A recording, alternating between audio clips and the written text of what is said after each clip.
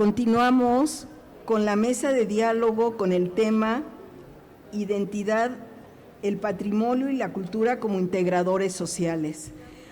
Me voy a permitir presentar al doctor Saúl Alcántara Onofre y le agradecemos, Saúl, que moderes esta mesa, muy amable. El doctor Saúl Alcántara Onofre actualmente es presidente de ICOMOS en México. Es coordinador de posgrado de diseño de planificación y conservación de paisaje y jardines de la Unidad Azcapotzalco de la Universidad Metropolitana.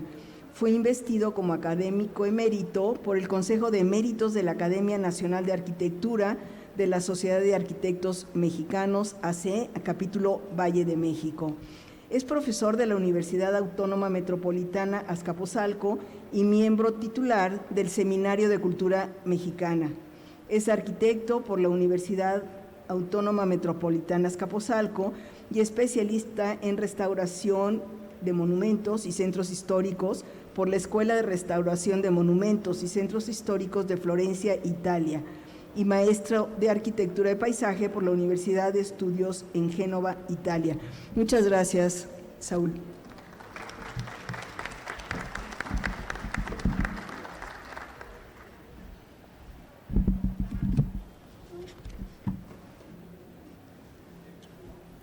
Señoras y señores, muy buenas tardes. Mi agradecimiento a Honorato Carrasco, Mas Bectancourt, por permitirme moderar esta mesa con tres damas que tienen mucho que decir en el quehacer de la conservación y restauración del patrimonio cultural, y lo cual me enaltece muchísimo estar moderando esta mesa con mis amigas. Y quiero felicitar a José Luis Cortés por la presidencia de la Unión Internacional de Arquitectos. Es un orgullo, José Luis, y también miembro del comité de ICOMOS.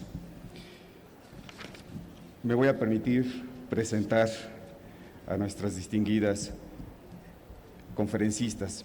Olga Uribe Bellinger, arquitecta por la ENA y la UNAM, maestría en Conservación y Restauración de Monumentos y Sitios, una beca de la UNESCO, Universidad de La Sapienza en Roma, y también cursos en el ICROM en Italia.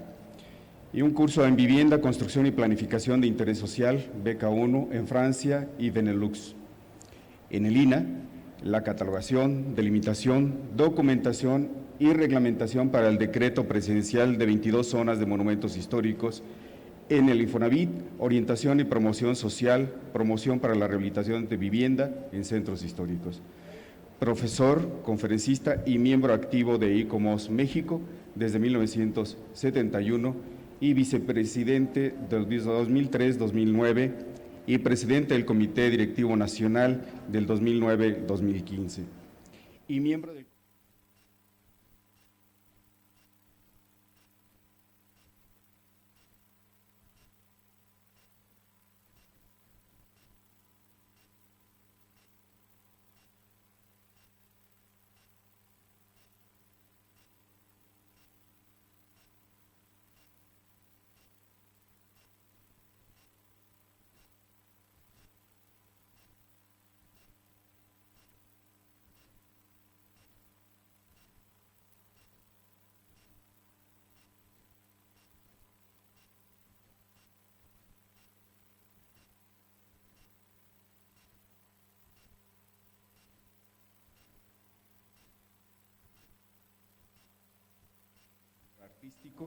como en la realización de exposiciones nacionales e internacionales para el Museo Nacional de Arquitectura de Limba. Ha representado a México en eventos nacionales e internacionales vinculados con la conservación del patrimonio y la puesta en valor de la arquitectura mexicana.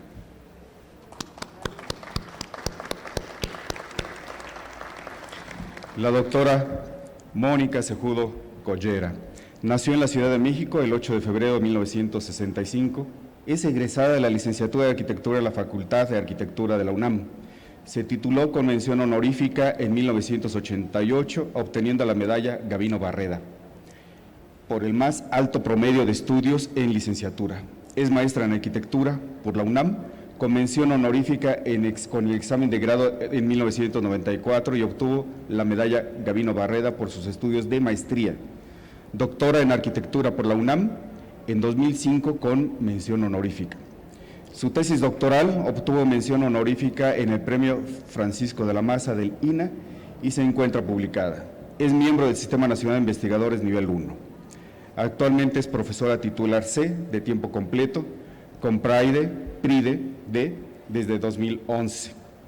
Fue coordinadora del seminario de titulación de 2011 a 2013 del taller Jorge González Reina. Fue coordinadora de la Unidad de Apoyo a Junta de Gobierno y Consejos Académicos de Área en el periodo 2000-2002 y secretaria particular del secretario general de la UNAM de 1997 a 2000. Fue secretaria académica del taller Jorge González Reina de 1989 a 1992. Cuenta con una antigüedad docente de 32 años. Es profesora de titulación 1 y 2 en la licenciatura de Arquitectura, así como en la División de Estudios de Posgrado de la Facultad de Arquitectura de la UNAM, de los talleres de investigación 1 y 3 de la Maestría en Arquitectura. En el campo de conocimiento, restauración del patrimonio arquitectónico, el Consejo Técnico le otorgó la cátedra especial José Villagrán García por la labor de excelencia realizada para la vinculación de la investigación con la docencia del periodo 2019-2021.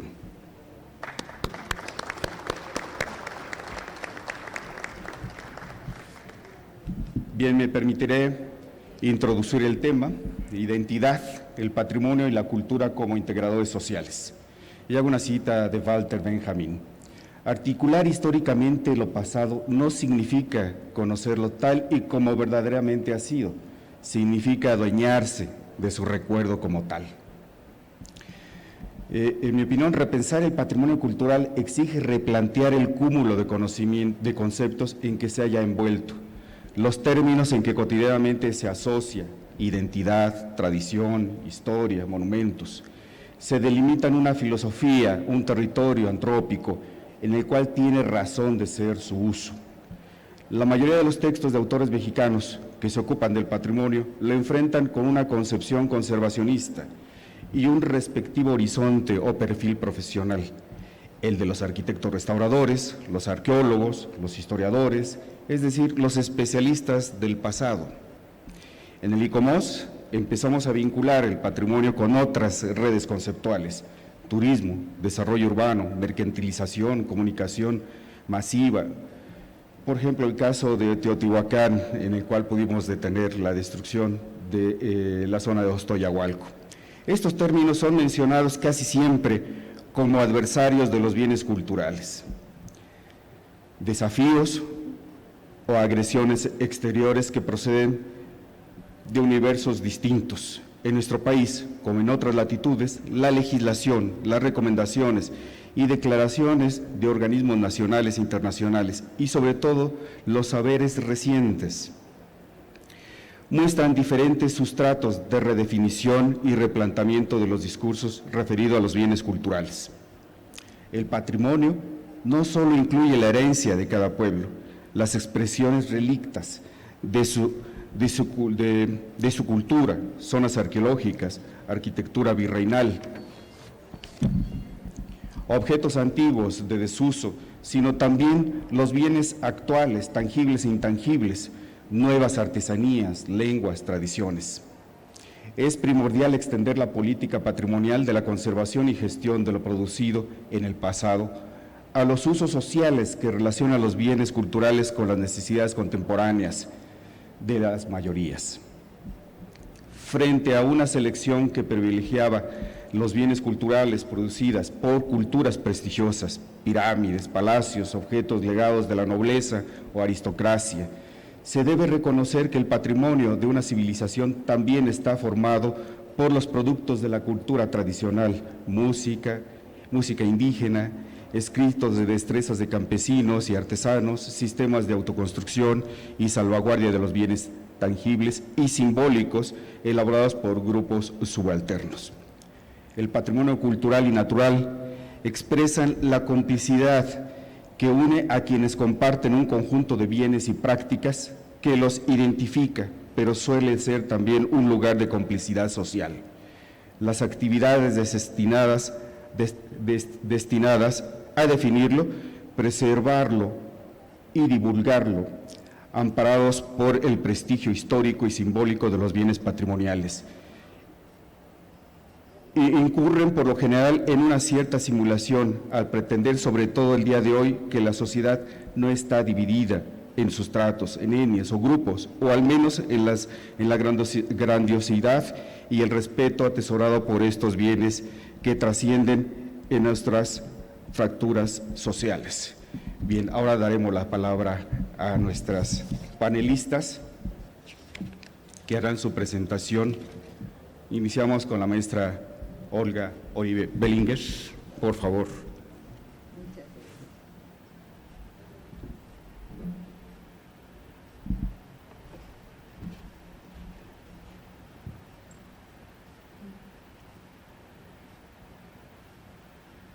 ¿Sí se oye? Sí. Muchas gracias. Gracias Saúl por tu presentación. Gracias Honorato por esta invitación. María Elena, mil gracias. A mi queridísimo, gracias. Estoy aquí con mucha emoción comentando con ustedes esta idea que traemos desde hace muchos años, muchos de nosotros, por una ley del patrimonio cultural integradora y plural. Yo tengo que pasarlo, ¿verdad? Perdón. ¿Es esta? Así es. ¿Sí? Ay, bueno. Como antecedentes, ustedes deben de conocer la Ley sobre Protección y Conservación de Monumentos Arqueológicos de 1934. En ella, lo importante de eso, y Saúl no me dejará mentir, la importancia de la palabra lugares de belleza natural y las poblaciones típicas. En la Carta Internacional de Venecia, en 64, se habló de ya no nada más de los monumentos, sino de aquellos elementos que venían en acompañamiento a los monumentos, el entorno, y esos elementos de poca importancia, digamos, no monumental, pero que eran tan importantes para la identidad de esa población. El ICOMOS fue fundado un año después de la Carta Internacional de Venecia, todavía con los nombres monumentos y sitios, es decir, todavía pensando en la monumentalidad de los edificios o de los lugares de belleza. Nuestra ley 1972, mayo de 1972, es decir, anterior a la Convención para la Protección del Patrimonio Mundial Cultural y Natural, unos meses antes, de nuevo llamándole, y sobre todo, y lo vamos a ver después, Ley Federal sobre Monumentos y Zonas Arqueológicos, Artísticos e Históricos. La siguiente, por favor. ¿Cuáles fueron nuestros avances con esta nueva ley en 72? Sí avanzó en el reconocimiento de zonas, ya no eran poblaciones típicas, pero retrocedió tremendamente con respecto a la ley de 34, porque se evitaron los lugares de belleza natural. En 72, la ley hace una distinción verdaderamente nada afortunada entre las diferentes etapas históricas en México. Así, son monumentos y zonas arqueológicos el producto de culturas anteriores al establecimiento de la hispánica, son históricos a partir del establecimiento de la cultura hispánica, los inmuebles construidos en los siglos XVI al XIX, los cuales están bajo la tutela, todos ellos, del INAH. Y los monumentos y zonas artísticas, las obras que revisten valor estético relevante y por omisión también de los inmuebles construidos en los siglos XX y XXI bajo la tutela del INBA, perdónenme ustedes. Así queda en este sentido separado absolutamente sin sentido estas tres etapas, ¿no? De 1521, antes de 1521, incluyendo lo paleontológico como zonas o monumentos arqueológicos, 1521 a 99 monumentos y zonas históricos, y de 1900 a la fecha artísticos. La siguiente. Y entonces quedamos que son totalmente incongruentes, porque lo arqueológico o la arqueología es una disciplina que puede aplicarse a cualquier etapa histórica de nuestro país. Hay arqueología colonial, hay arqueología moderna, no es únicamente para la etapa prehispánica. También lo histórico y la importancia histórica es aplicable a cualquier etapa de la cultural, y lo mismo se puede decir de lo artístico o aquello con valor estético.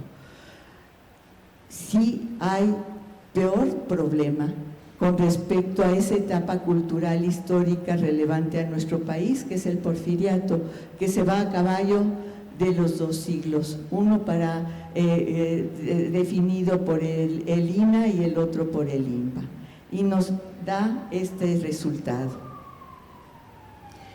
Es una aberración en Puebla, en la Villa Flora, en el que fue construida la Villa Flora en una época 1895, 96, por ahí, y terminada en 1903.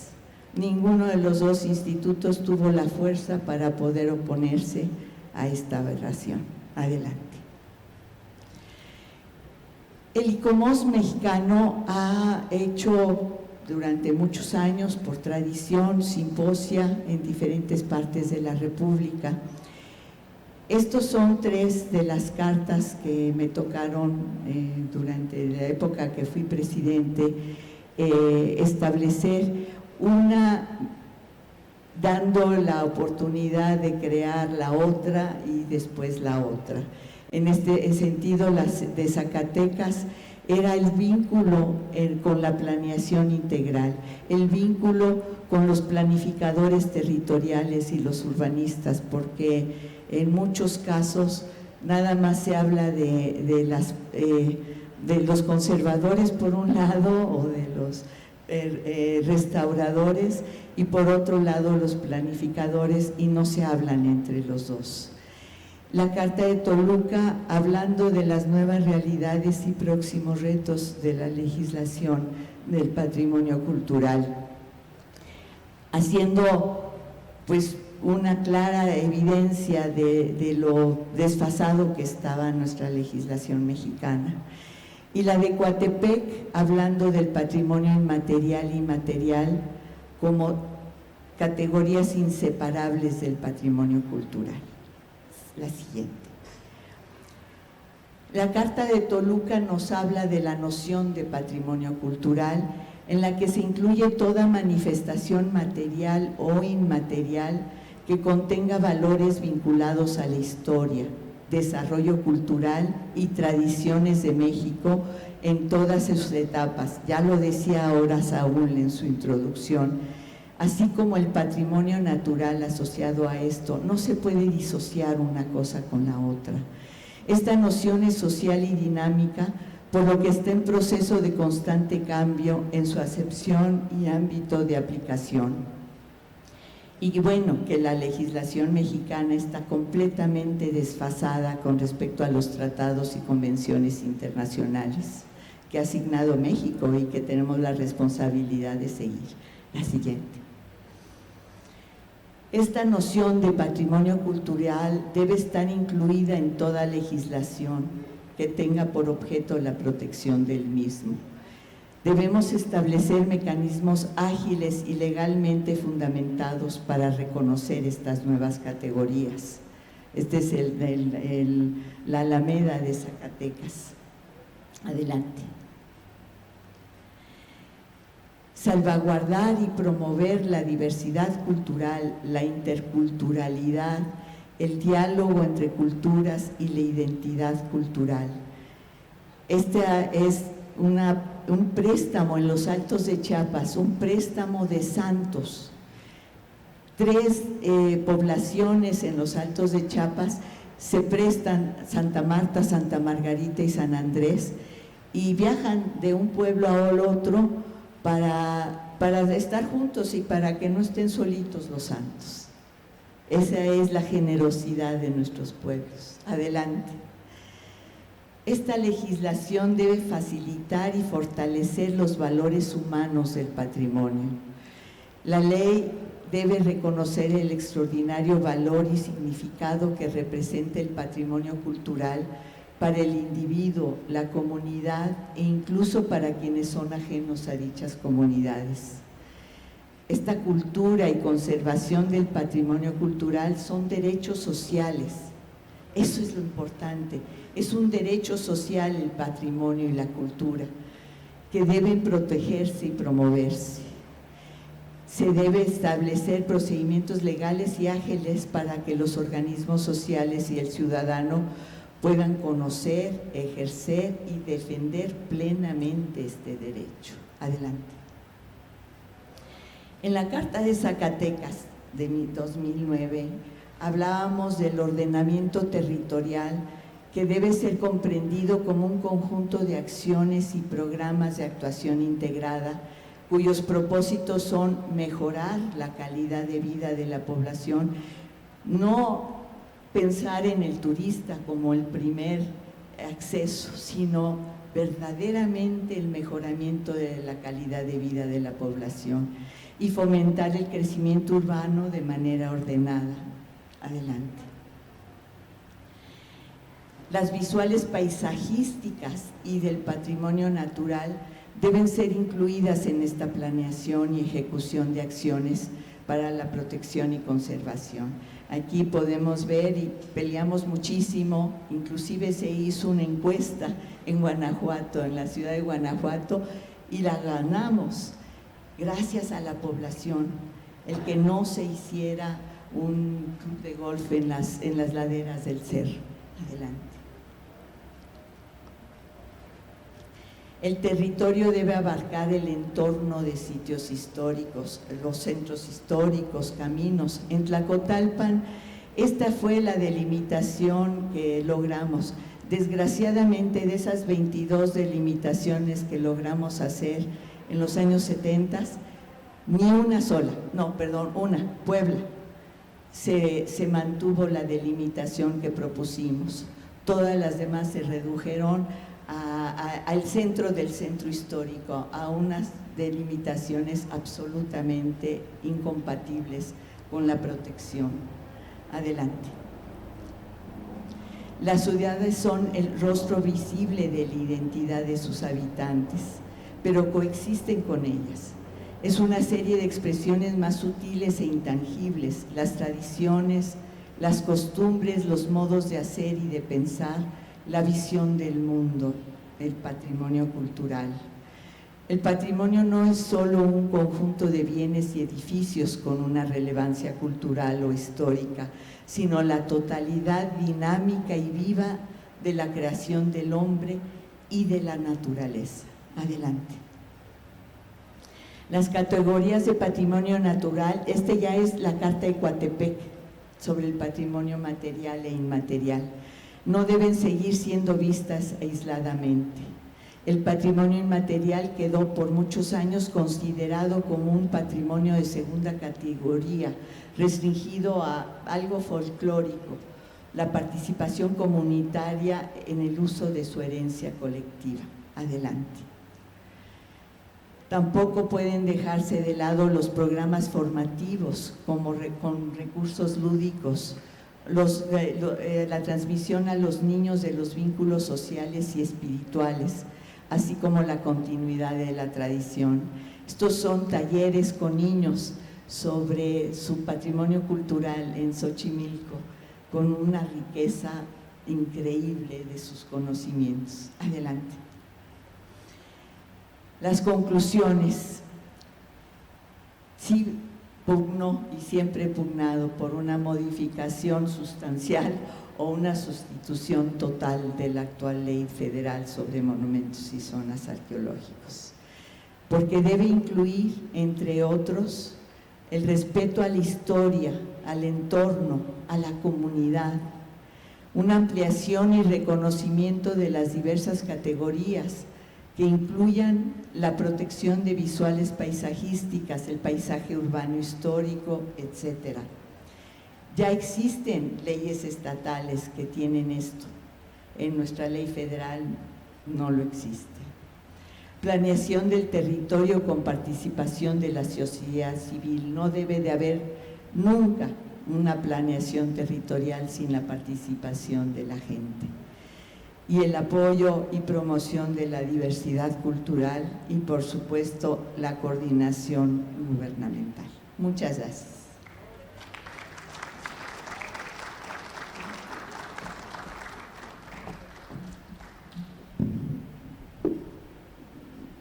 Gracias a Olga Oribe.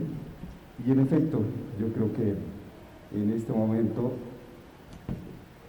es imprescindible una actualización de la Ley Federal de Monumentos. No es posible tener esta separación de monumento histórico, monumento artístico, que pasando un día ya es artístico o estético y el otro es histórico, ¿no? Habla de esta ley del 33, del 34. La del 33 fue importantísima porque la gran mayoría de los monumentos históricos declarados son de esa época, del 33, ¿no? Pero se actualiza con la ley del 66, 1966, que era muy avanzada, extraordinaria, ¿no? O sea, con estas leyes se podía declarar una pantle, un árbol, un jardín. El Zócalo es zona típica, por ejemplo. Chapultepec es belleza natural. Pero inquietó a los coleccionistas, entonces no se pudo cristalizar hasta que llega la ley del 72. Sin lugar a dudas, esta coordinación gubernamental, simplemente lo vemos en la zona metropolitana del Valle de México, ¿no? No hay una cartografía del patrimonio, por ejemplo, no hay un UJIS especializado en patrimonio. Bueno, las cartas de recomendación, el patrimonio natural, yo creo que es urgente empezar a trabajar sobre lo que menciona Olga David, las visuales, aquellas perspectivas consagradas por la memoria, ¿no? Que son quizás en algún momento intangibles, pero que tienen que tutelarse, ¿no? Pues muchas gracias, Olga, por tus reflexiones. Ahora le daremos la palabra a la maestra Dolores Martínez Orralde.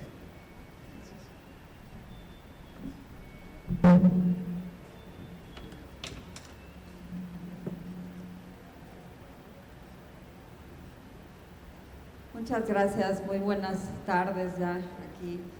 Primero agradezco la invitación al querido presidente del colegio, Honorato Carrasco. Muchas gracias por convocarnos. Desde luego un saludo a José Luis Cortés, aquí presente, a todos los colegas, amigos que aquí nos acompañan. Yo les voy a compartir miradas para reconocer y saber. Ay, gracias, ahora intercambiamos, querida. Retomando también lo que se dijo en la mesa anterior, hablando del espacio público, yo les voy a contar, estamos entre amigos, lo que sí hacemos, lo que sí trabajamos en beneficio del patrimonio del siglo XX, no solamente, como decía Olga, los grandes monumentos históricos o artísticos requieren atención, los grandes, en la sinfonía de la ciudad, siempre les digo yo, tenemos los grandes tenores, pero también está el coro de la ciudad, de todos estos de acompañamiento urbano, musical, territorial, que requieren una miradita de atención y un cuidado en la protección y en la interacción de las acciones. Si me pueden poner mi presentación.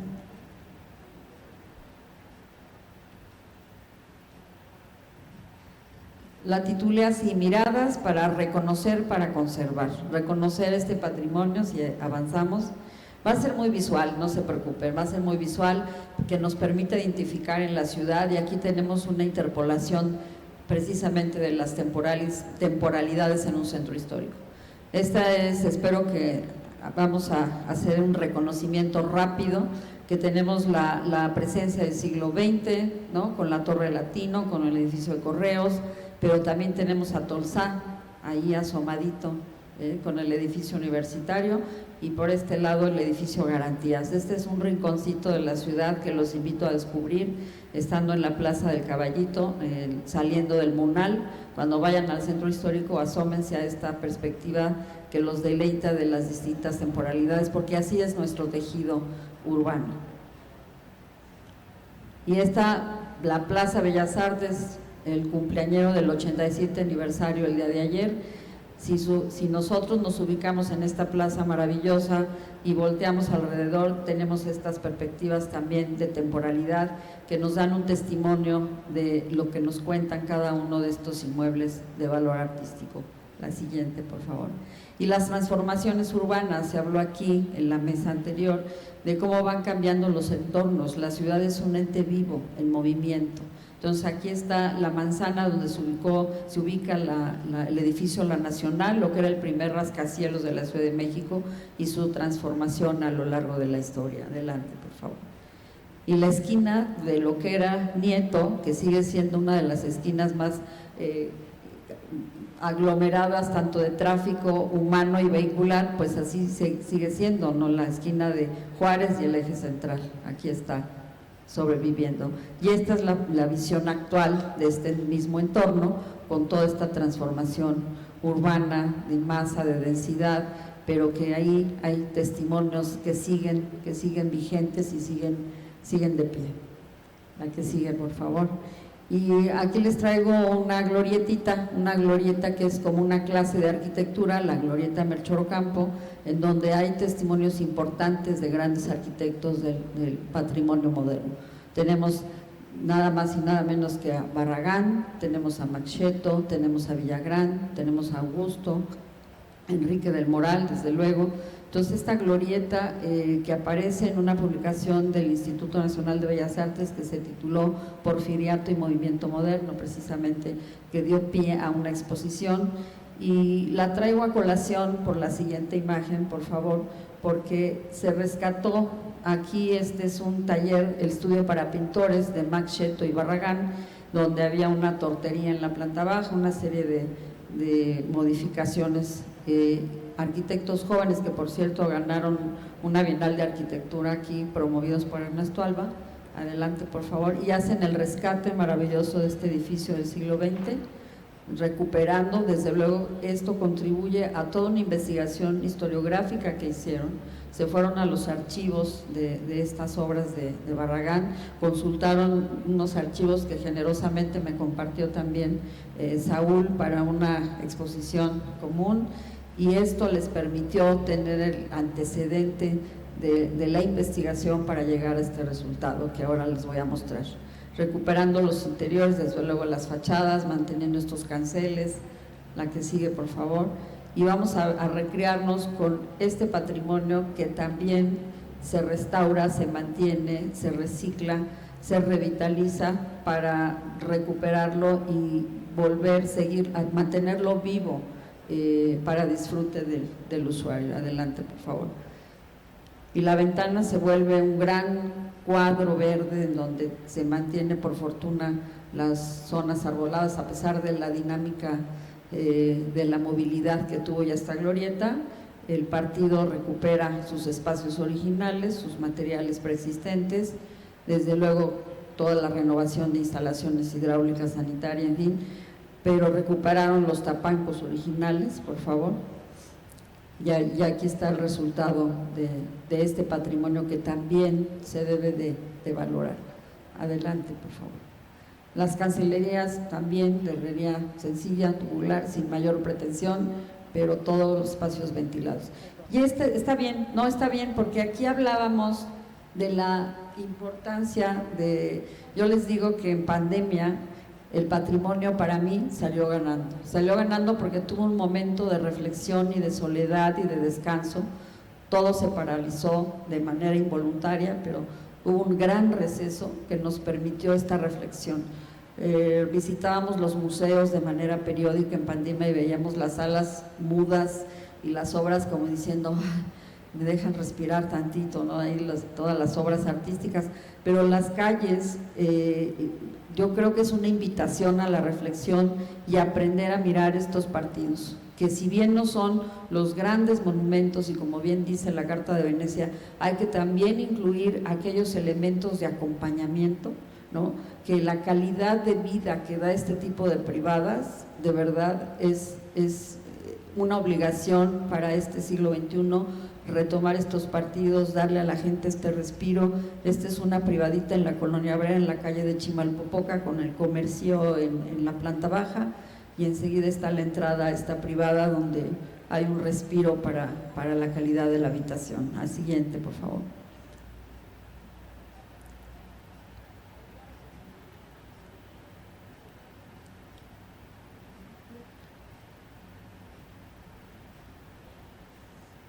No se deja. ¿Puede ayudar a alguien? Si no le pueden cambiar allá a alguien. Ahorita vemos. Pero bueno, esa es ahorita vamos a ver más ejemplos. Ayer, no sé si siga, bueno, ahorita vamos a ver este plus que dan algunos ejemplos del patrimonio del siglo XX, como el edificio Isabel de don Juan Segura, en pleno Avenida Revolución, con esta calle privada que nos da un respiro y nos da una invitación al disfrute de estos espacios, manteniendo estos diseños con esta libertad de respirar y de salir a un espacio público y privado, porque lo mantienen solamente los habitantes de este espacio. Vamos a ver también ejemplos, un ejemplo que rescató el querido Javier Villalobos en la Colonia Juárez, el edificio Pillón, que es todo un ejercicio de tabique aparente, trabajando el tabique como sistema constructivo, y cómo se rescata este edificio del mismo constructor que hace el edificio de las Brujas, que también si nos permite la tecnología, que podamos apreciar estos patios también de ese magnífico edificio. A ver si ahora sí. Ahí está, este es el Isabel, no me equivocó la memoria, sí me acordé, que el Isabel nos da estas privadas maravillosas. Adelante. Esta es la Avenida Revolución, es el acceso, edificios de 1929-1930, imagínense. Adelante, por favor. Este es el edificio de las Brujas, el patio que permite también a la gente tener esta privacidad y este disfrute en esa área. Y el que sigue es el Pillón, que les decía que a este edificio le pasó de todo, lo expropiaron, era de la Tigresa, lo expropian, se queman, lo invaden, en fin, la que sigue, llega Javier, toma en sus manos el proyecto, lo ingresa en Bellas Artes y bueno, el resultado lo vamos a ver acá. Adelante, por favor.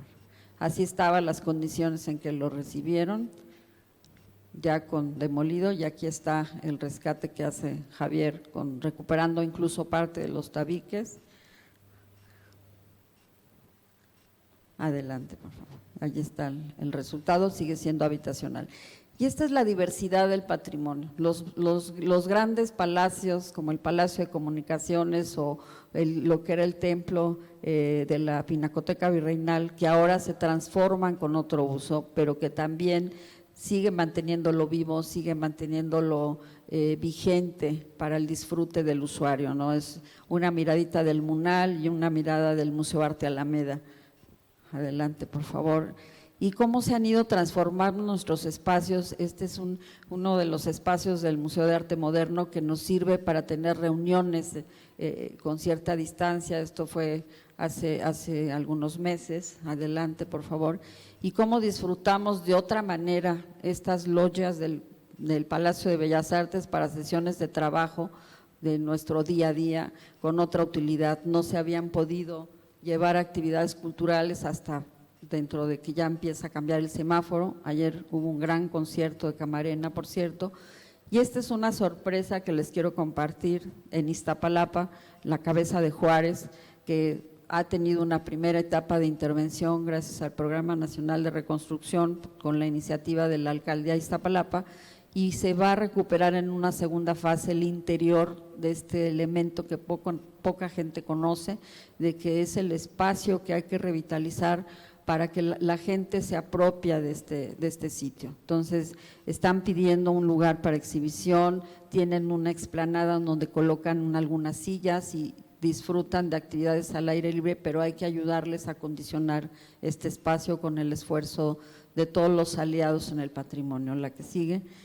Y esta es la capilla Meseguer que comentaba yo antes tras bambalinas, que para mí fue una sorpresa. Nos solicitó la alcaldía apoyo al Centro Nacional de Conservación para visitar este lugar porque hay un mural. Llegamos al sitio, estas son las condiciones, esto hará yo creo que como mes y medio que la visitamos. La que sigue, por favor. Esto está en una zona popular de un conjunto habitacional en Ermita Zaragoza, ahí en la alcaldía, y estas eran las condiciones, son las condiciones en que se encontraban.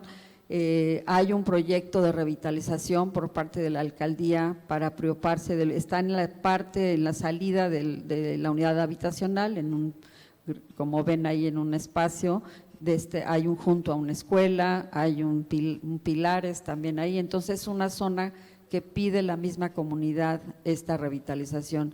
El día que llegamos, si me muestras la siguiente, la estaban usando. Este es el mural que tiene por dentro, un mural de la autoría del maestro Benito Meseguer de los 70s, y estaban tomando clases de defensa personal. Los niños, las señoras, jóvenes, con estas ganas de hacer uso de estos espacios y solicitando el apoyo de Bellas Artes para que a través del Sengropan se va a hacer el trabajo de dictaminación de lo que se hace en el mural, pero lo importante es también la obra civil. No es posible una restauración de la parte interior si no se soluciona todo el exterior, la rehabilitación, la pintura, la impermeabilización, en fin. Entonces ya se les entregó un programa integral de atención que esperamos llegue a buen puerto, pero les quiero compartir esta experiencia que para mí, después de ver a los jóvenes entusiastas del concurso, la experiencia que me cuenta Pepe Moyao, pues de esta esperanza de luz en estos jóvenes, creo que es momento de hacer equipo y de sumar las voluntades interinstitucionales e interdisciplinarias. Adelante, por favor. Y cierro con un homenaje al gran trabajo de Fray Gabriel Chávez de la Mora, que va a ser recientemente galardonado con el Premio Nacional de Arquitectura, y este es simplemente una recreación visual de su obra, ¿no?, del monasterio en el Tepeyac de Guadalupe, del Valle. Aquí están los interiores de la capilla, otra capilla con otra visión, y estas son las generaciones a quien la educación patrimonial estamos trabajando con esa visión, porque el patrimonio se debe de tener aliados desde estas edades, para empezar a trabajar con los niños en la parte educativa, y el beneficiado siempre serán esta nueva generación. Muchas gracias.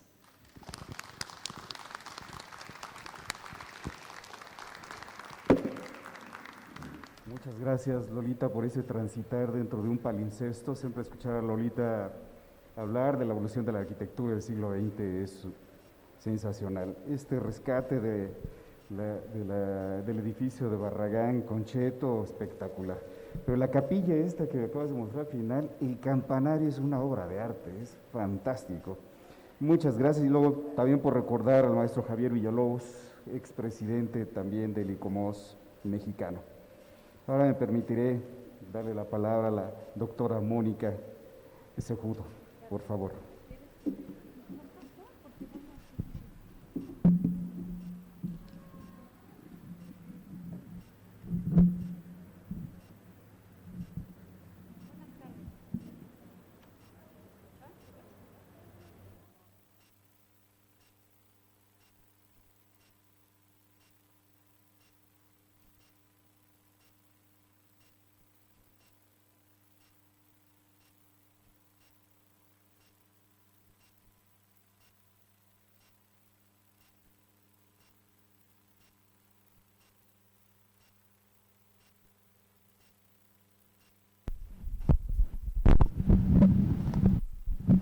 Muchas gracias.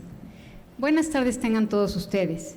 Es para mí un gran honor estar hoy aquí para compartir esta mesa con mis brillantes colegas y amigas, la doctora Oribe y la arquitecta Martínez, y por supuesto con el doctor Alcántara.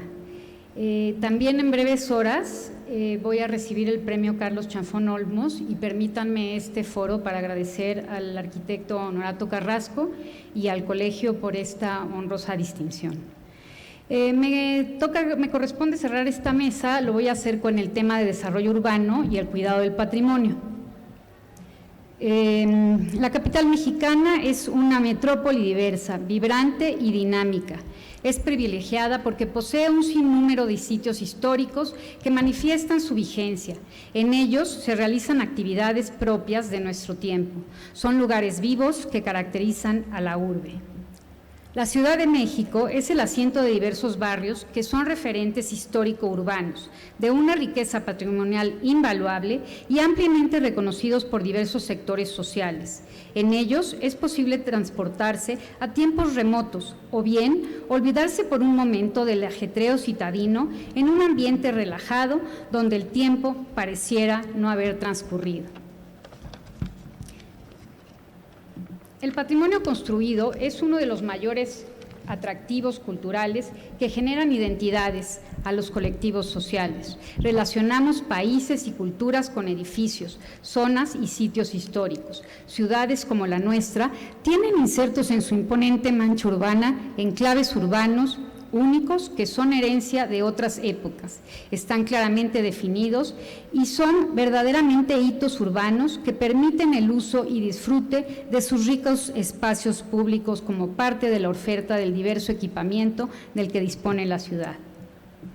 Esta charla está dedicada a esos antiguos barrios que, hace varios siglos, eran modestos asentamientos tributarios del Imperio Azteca, después poblaciones adyacentes a la que entonces era la Ciudad de México y que se limitaba al perímetro del actual centro histórico.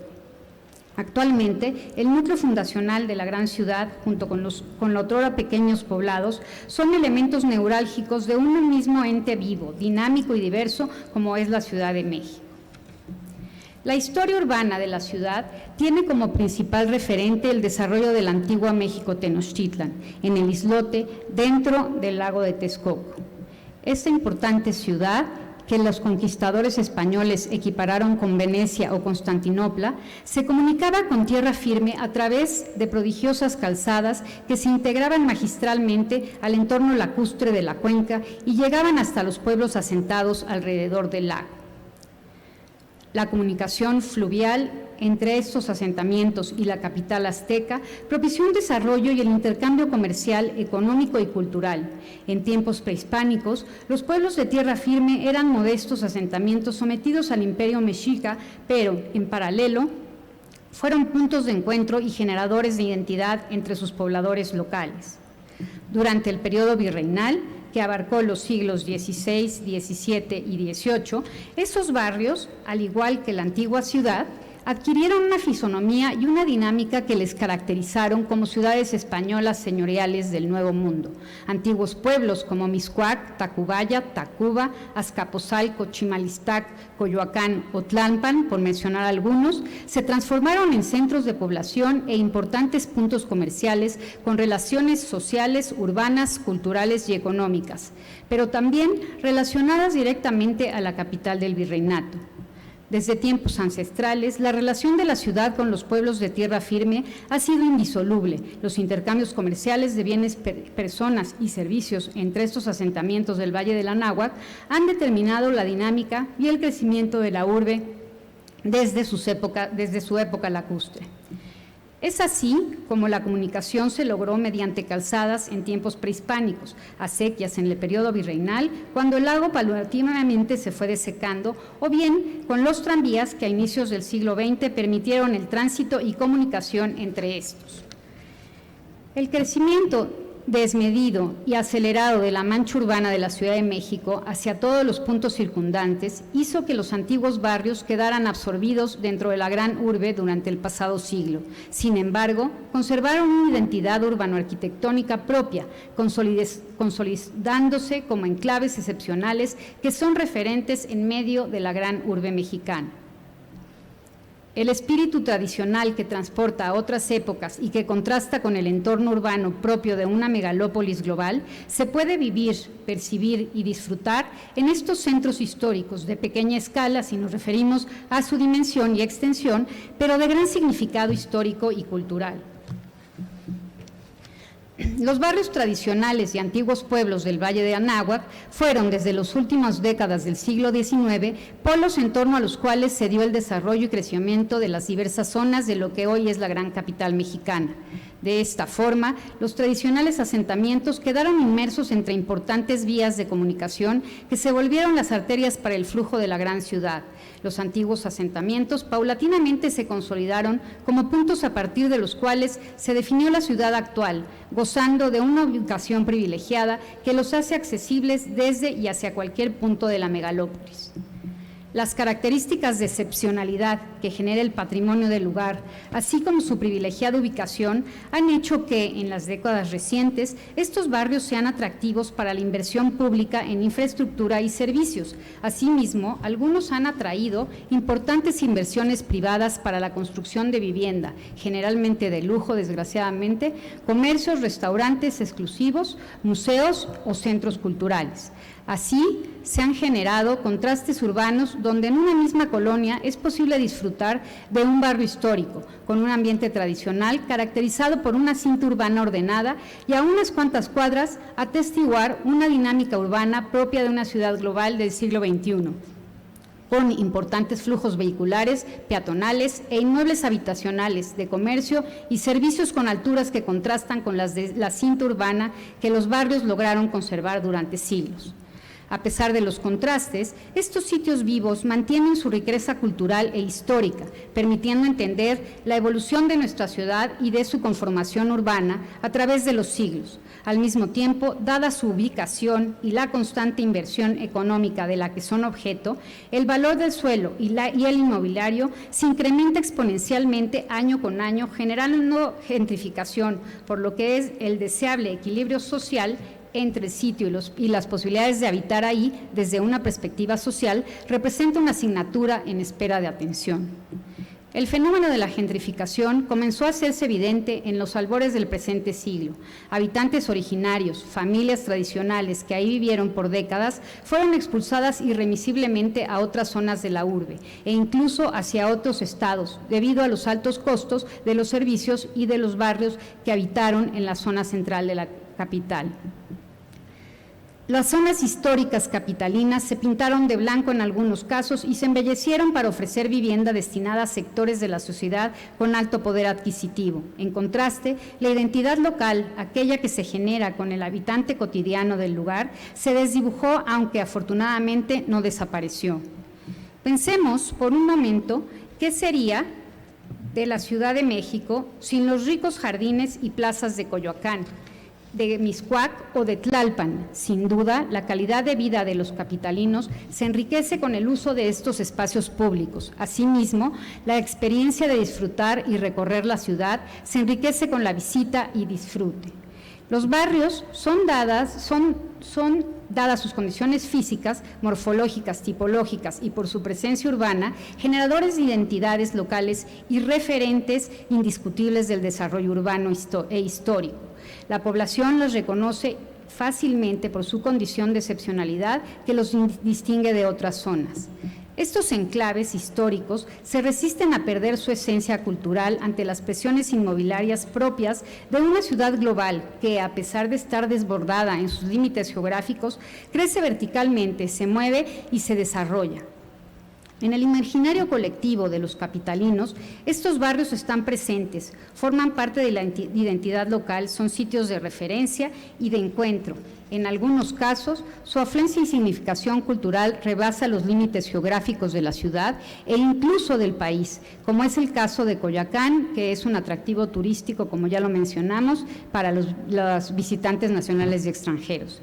En este contexto, hablar de México en el mundo es también remitirse a Coyoacán y también a todos los habitantes, por ejemplo, de Frida Kahlo, de Diego Rivera.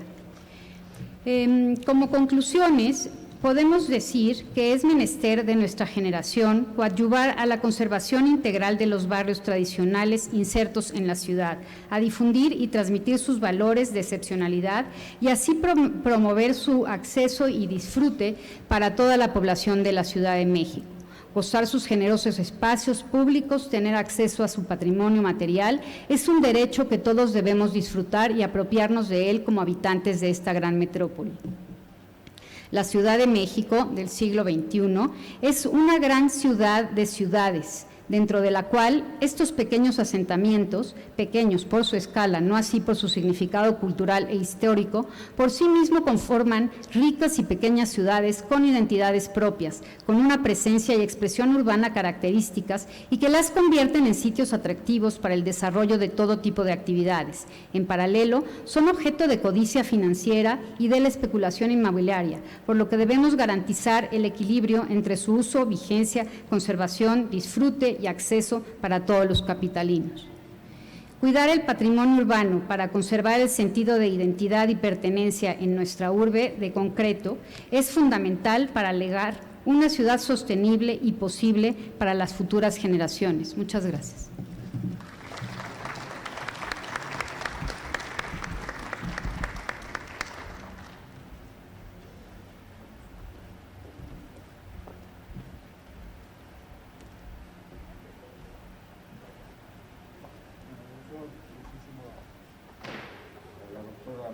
Mónica Seguro nos lleva a estas ciudades, y sin lugar a dudas, 4 ciudades prácticamente en el tiempo, pero muchas ciudades que perduran desde la época prehispánica. Por ejemplo, Cuautepec, Ecatepec, hoy día están presentes, ¿no?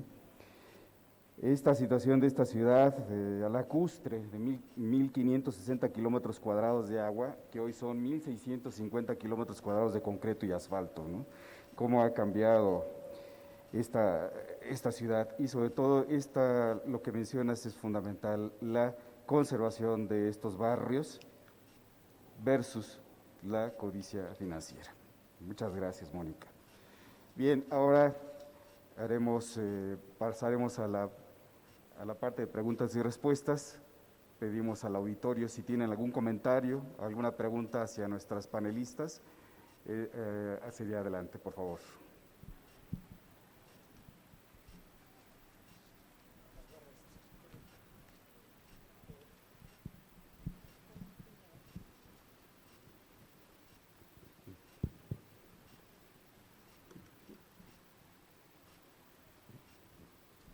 Sí, buenos días.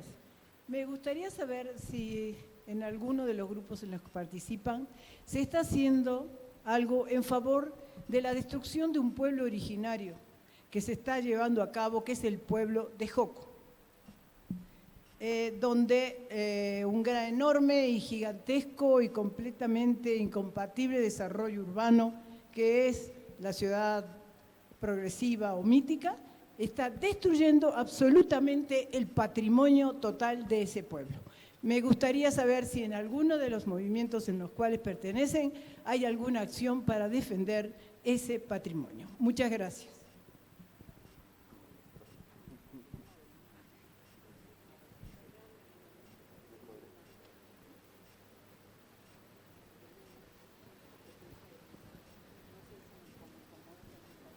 Bien.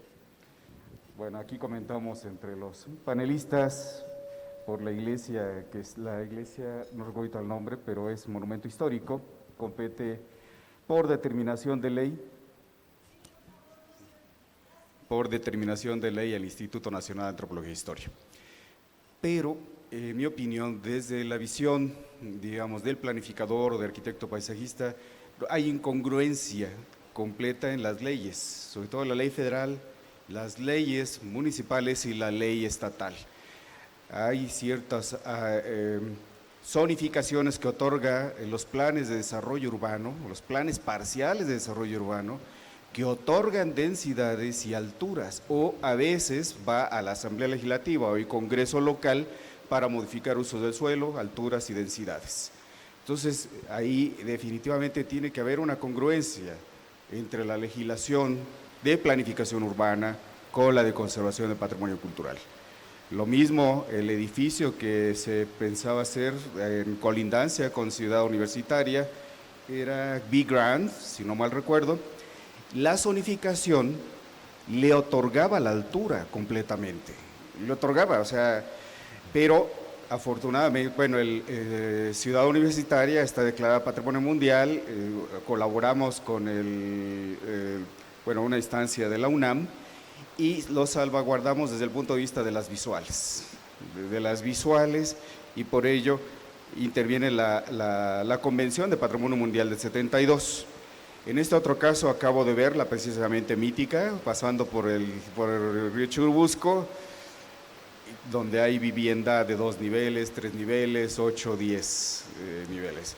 Pero definitivamente eso le otorga la zonificación de plan de desarrollo urbano, que no sé.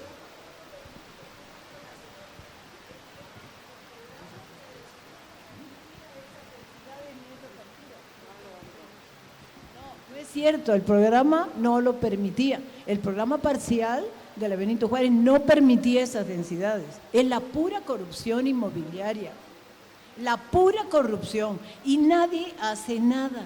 Ahora, la última, le regalaron la calle de acceso al pueblo. El pueblo ese, la iglesia es del siglo XVIII, ya lo conocen, y el pueblo de Joco tiene una tradición, es un pueblo originario. Pues el pueblo accede por una calle que es Real de Mayorazgo. Pues hoy nuestros gobiernos le regalan para el uso exclusivo del desarrollo la calle de entrada al pueblo, y ya el pueblo no va a poder entrar por su calle principal. Me gustaría saber si alguna de estas organizaciones podría apoyar ese movimiento, que en parte estoy completamente apoyando a ese pueblo. Muchas gracias.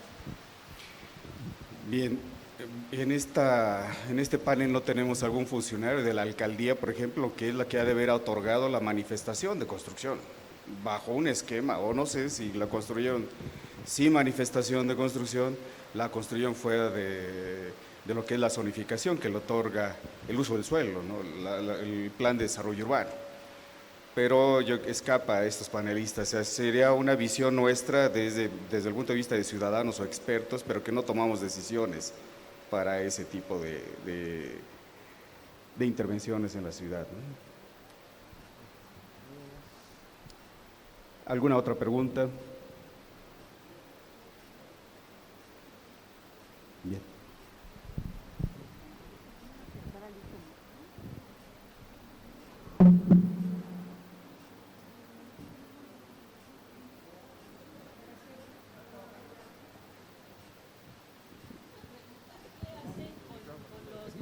¿Qué hacen con los monumentos que están destruyendo todos los manifestantes?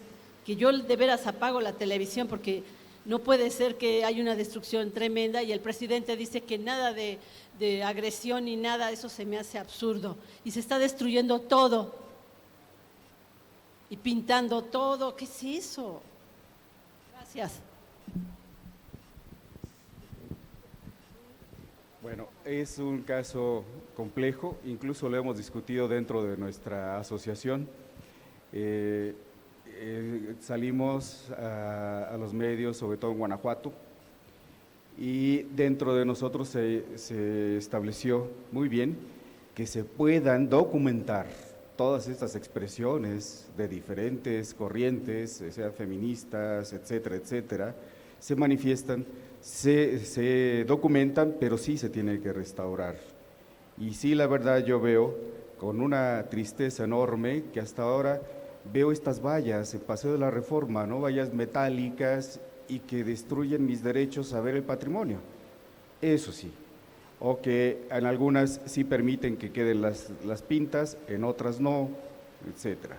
Entonces, esto pues definitivamente conlleva nuevamente a la actualización de la Ley Federal de Monumentos, sus reglamentos y sobre todo las sanciones que debe llevar, ¿no? Pero estas manifestaciones actuales, bueno, son casos especiales en cada uno de ellos, pero la agresión a la Puerta Mariana de Palacio Nacional cuando se incendió, en fin, Palacio de Bellas Artes, los tienes que recintar para que no se pinte, o el hemiciclo a Juárez, en fin.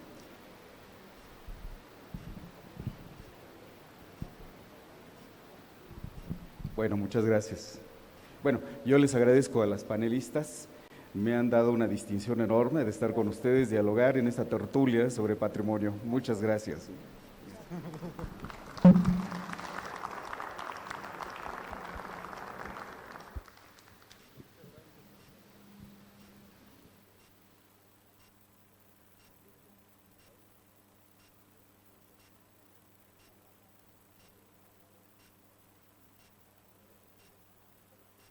Tampoco se escucha.